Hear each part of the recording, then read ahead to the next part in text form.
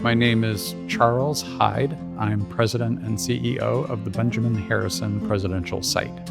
And this is the home of former President Benjamin Harrison and First Lady Caroline Harrison. Of course, Benjamin Harrison was 23rd President of the United States, America's Hoosier President. And so our mission with this organization is to help encourage public participation in the American system of self-government and helping educate and inform around civics and history. Benjamin Harrison, when you look at his trajectory and his career and the way that it shaped his decision-making as a president of the United States, I feel like those things are very intertwined. Harrison was a great proponent of the idea of justice through law and really focused his entire career around that. Certainly becoming president of the United States, being able to carry that forward. He had served as senator from the state of Indiana for 6 years, and so had a lot of time in the Capitol to really formulate some of these bigger ideas. But you can see the way that not only did it shape his own administration, but the way, I think in many ways, it defined the 20th century when you look at some of the substantial legislation that he requested and set forward. So he called for and signed the Sherman Antitrust Act. Of course, his own activities in Indianapolis as a citizen, as a lawyer, he helped form Citizens and to protect it from being acquired by trusts. That, as I understand it, it retains a unique legal structure that prevents that from happening. So you can see again the way that he interweaved that legal expertise, certainly in his responsibilities as a president of the United States.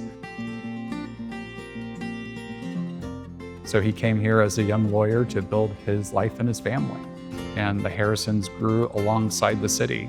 And, I'd say front and center to that was Harrison's role. I believe that he was a crier for the federal court, and then he was elected city attorney in about 1860. He was elected as Supreme Court reporter.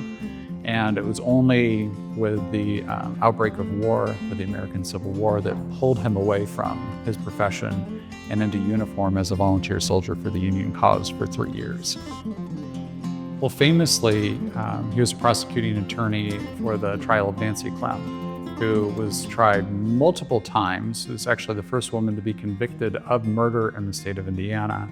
And it actually certainly commanded statewide, even national attention as a murder trial, and kind of the sordid nature of the business dealings that kind of underpinned motives and everything else around the case.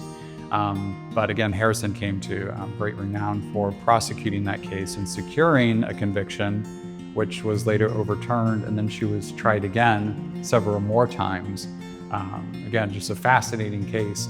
And I think when you look at Benjamin Harrison as a civic leader, and certainly how he came to prominence, a lot of it was driven by his expertise, his legal expertise, and how much he was respected in the community as an orator, but then truly his legal acumen and the way that he presented cases.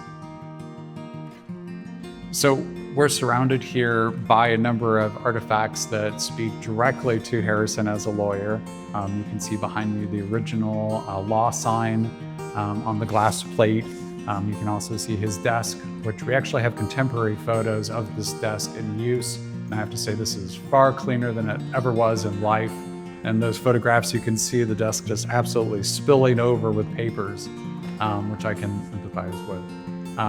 But yeah, it was a really just a cool example of the office technology of the time, and the way that Harrison just conducted his own business. The fact that we're in a 10,000 square foot house, we have nearly 11,000 nationally significant collection items that we're able to draw from to tell this larger story. There's a local relevance and national significance to what we're doing. And with the Benjamin Harrison Presidential Site, we recognize that, with our recent Old Glory, New Vision Capital campaign, we have an opportunity to be recognized as a world-class destination. So we're really mindful of, I'll say, the way that you have the interplay of artifacts along with sharing a bigger story. And certainly you can see that with the way that Harrison conducted himself professionally as a lawyer in those cases that brought him to greater renown locally, statewide, regionally, and even nationally, just really extraordinary.